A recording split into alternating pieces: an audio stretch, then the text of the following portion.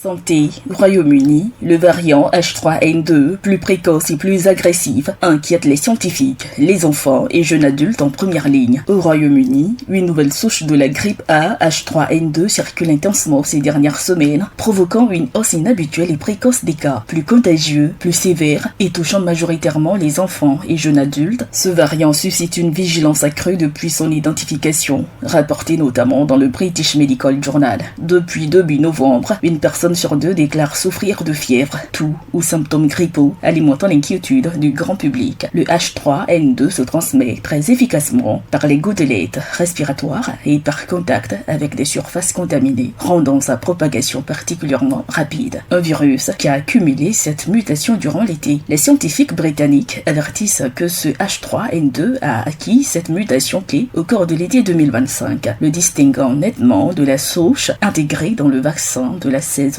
actuelle. Le virus grippal A, H3N2 en circulation présente des modifications importantes par rapport à la souche vaccinale, précise Antonio Roux, maître de conférence et consultant en maladies infectieuses à l'université de Glasgow. Selon le virologue belge Steven Van Gogh, ce variant contourne plus facilement l'immunité, ce qui augmente la probabilité d'infection. Il nuance toutefois. Les symptômes restent similaires, même si une aggravation de la fièvre et des couleurs musculaires a parfois été observée. Un vaccin toujours protecteur contre les formes graves. Bonne nouvelle, malgré cette dérive antigénique, les experts confirment que le vaccin antigrippal continue de protéger efficacement contre les formes graves comme les années précédentes. Malgré cette dérive, la vaccination demeure la mesure la plus efficace pour prévenir les formes graves et réduire la pression hospitalière, rappelle le professeur Peter Pallis, directeur du centre d'excellence GVN à l'école de médecine Icahn de Mount Sinai, New York. En France, le bulletin de santé publique France du 19 novembre 2025 indique que la circulation grippale demeure au niveau de base dans toutes les régions sauf Mayotte, entrée en phase pré-épidémique depuis la semaine 44. Un début d'épidémie plus tôt que prévu en Europe. Le 20 novembre 2025, le Centre européen de prévention et de contrôle des maladies, ECDC, a alerté sur un démarrage anticipé de l'épidémie. Les cas de grippe sont détectés 3 à 4 semaines plus tôt que lors des 2 dernières saisons dans l'Union européenne et l'espace économique européen. Cette accélération est attribuée à l'émergence du sous-clade K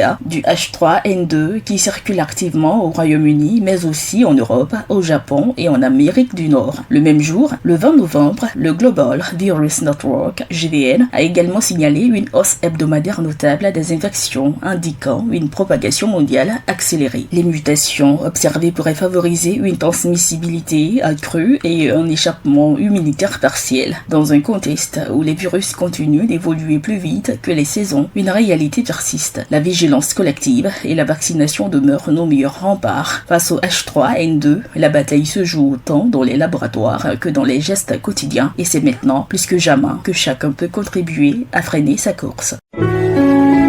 APRA, agence presse, radio et audio.